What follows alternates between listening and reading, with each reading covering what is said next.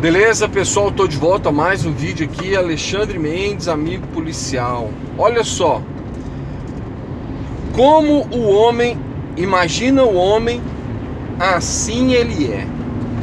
A Bíblia, muito antes das teses e dos doutorados sobre psicologia afirmarem que a mente humana pode reproduzir no corpo os pensamentos que o indivíduo carrega, Salomão já falava isso com palavras simples, né? Lá em Provérbios ele dizia isso: como o homem imagina o homem, assim ele é. Mas enfim, o livro de Provérbios, ele é uma compilação, tá? Ele não é só um escrito de Salomão. Tem escritos de Agur, tem escritos de outros sábios e de Salomão. Para você que ainda não estudou o livro de Provérbios, tem uma estratégia muito legal de leitura do livro de Provérbios, que é um capítulo por dia. E no final de 30 dias você terá lido todo o livro de Provérbios. Mas eu quero falar sobre os pensamentos que a gente carrega a respeito de nós mesmos. Você já parou para pensar que muitas vezes nós trazemos pensamentos a respeito de nós mesmos, pensamentos que nos perturbam? Eu não sei se você já teve esse registro, se você já registrou isso que eu tô te falando, mas quantas vezes você é pego num pensamento que você fala assim: misericórdia, isso aí não sou eu não. Porque nós somos humanos, né? O pensador Nietzsche, ele falava humano, extremamente humano. Mas enfim, sem me apoiar no pensamento humano, mas discutindo com você a importância da guerra espiritual travada na nossa mente. E a nossa mente é um campo de batalha no qual nós temos que estar sempre vigilantes. Por quê? Porque esse campo de batalha, ele é palco das maiores lutas. Por isso, né, a armadura de Efésios 6, quando o apóstolo escreve, né, sobre a guerra espiritual, o apóstolo Paulo, aí ele fala: ó, tomando sobretudo a armadura de Deus. E aí ele vem e explica essa armadura de Deus. E não fosse uma guerra espiritual, não haveria necessidade de uma armadura, porque nós estamos falando de uma vestimenta típica de quem está no campo de batalha. E aí o capacete da salvação, a espada do Espírito, o escudo da fé, a couraça da justiça, o cinturão da verdade, os pés preparados da pregação do Evangelho. Quando você analisa cada uma dessas peças da armadura de Deus, tem um propósito: livrar você, livrar a mim, nos livrar de algum ataque específico. E o capacete é colocado na cabeça. E quantas pessoas imaginam delas mesmas tantas coisas ruins, né? Quantas pessoas se sentem fracassadas antes mesmo de tomar uma atitude, de fazer algo. É lamentável, gente, mas a mente humana tem produzido muitos cadáveres. Simples pensamento induzido a um erro, a uma fobia, a um medo, a uma rejeição, a uma animosidade. Já viu como é que isso funciona? Você já viu repórter? Geralmente o repórter, não que seja uma prática dos repórteres, né? Vou até corrigir minha fala. Mas eu já vi repórteres começando briga entre pessoas que eram até amigas. O repórter chega para o indivíduo A, claro, tem que ser indivíduo, né, de notoriedade, políticos, etc. Político é complicado, né? Porque a gente sabe que a grande maioria é corrupta, hipócrita e apenas finge ser honesto, né? Não todos,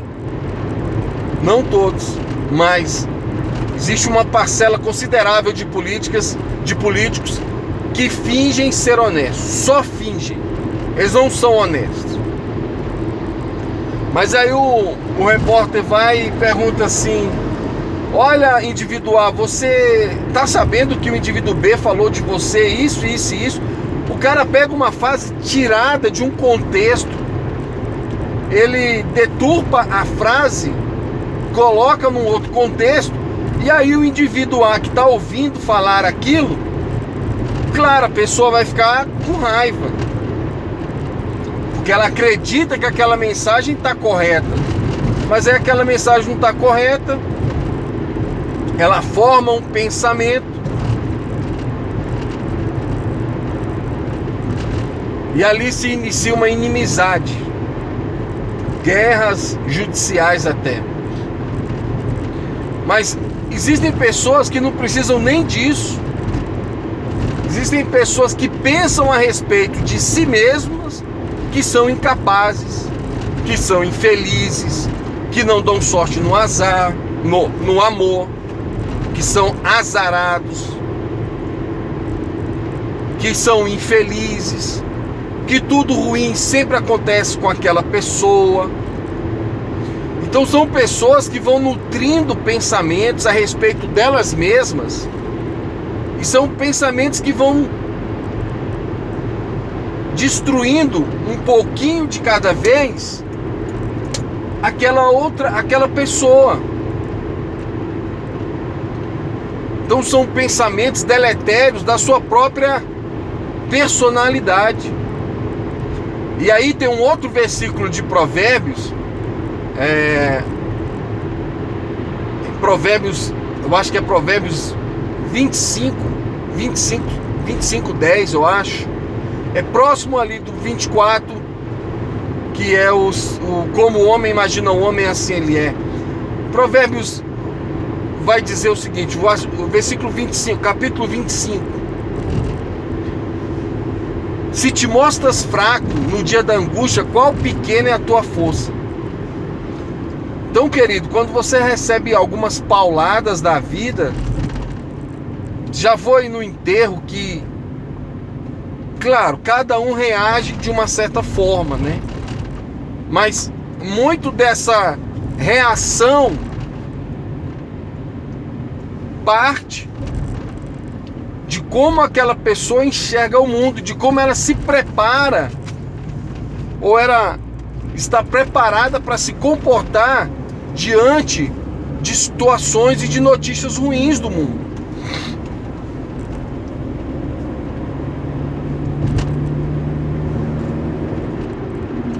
Então o que acontece é que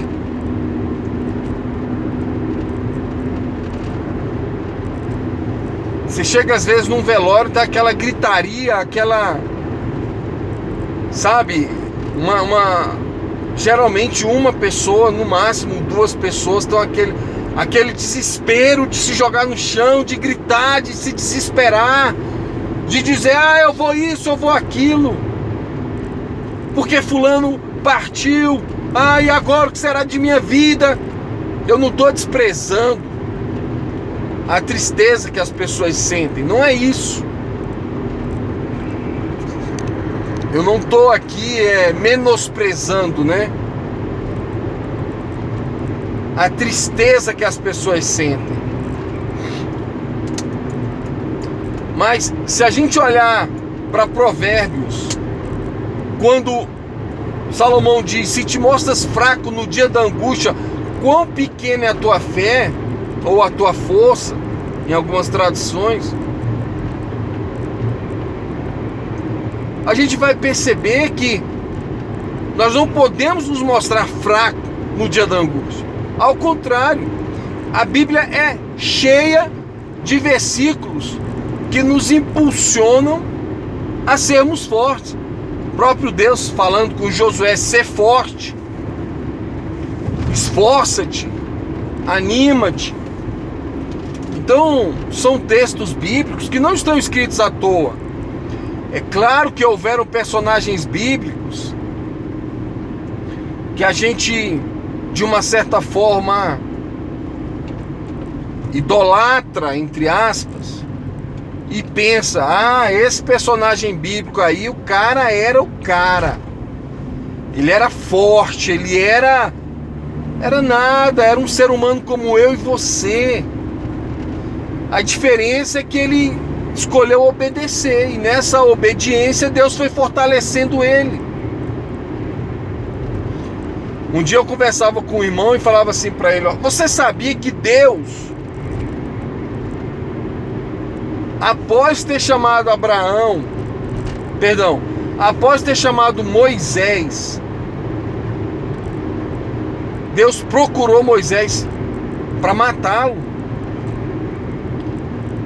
É o episódio aonde a esposa dele faz a questão da circuncisão. Então a gente tem um pensamento sobre esses personagens bíblicos que nos pode levar, que nos pode induzir a erro. Eles não eram melhores do que nós, pessoal. Gideão, estava ali malhando o trigo, mas não se sentia tão forte. E olha as proezas que Gideão fez. Jesus, o Filho de Deus, olha o que ele disse: Pai, passa de mim esse cálice. Ele sabia que o que estava por vir, devido à sua deidade, devido à sua natureza divina, ele sabia o que estava por vir, mas devido à sua natureza humana, ele também teve medo. E ter medo é diferente de ser covarde. E aí eu preciso dar uma notícia, O medo contagia. Por mais que você não acredite nisso, o medo contagia. O medo trava, paralisa e contagia outras pessoas. Então, querido, quando você estiver diante de uma situação grave, diante de uma situação terrível, diante de uma situação na qual você não sabe como se comportar, porque é algo que você imagina ser muito pesado para você, se lembre, seja forte no dia da angústia.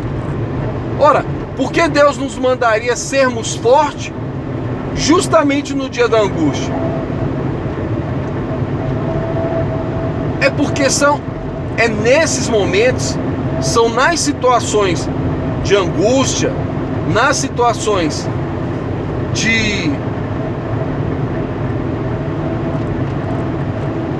extremos, é que nós precisamos colocar nossa fé em ação e segurar a onda, para você não ficar como aquelas pessoas desesperadas que se jogam no chão nos velórios quando recebem a percepção da realidade de que aquela pessoa não volta mais. Volto a repetir, não estou desprezando a dor, o sofrimento de ninguém, mas estou ilustrando essa situação para dizer o quanto nós precisamos ser fortes, e justamente nos momentos difíceis. É isso. Pense nisso, leia o livro de Provérbios, você vai descobrir um oceano de informações que vão te dar muito suporte, vão te ajudar a vencer as dificuldades da vida. E eu costumo dizer, Provérbios deixa a gente mais inteligente. Provérbios deixa a gente mais esperto para as coisas da vida. Deus abençoe a sua vida. Aqui é Alexandre Mendes, amigo policial. Valeu, pessoal.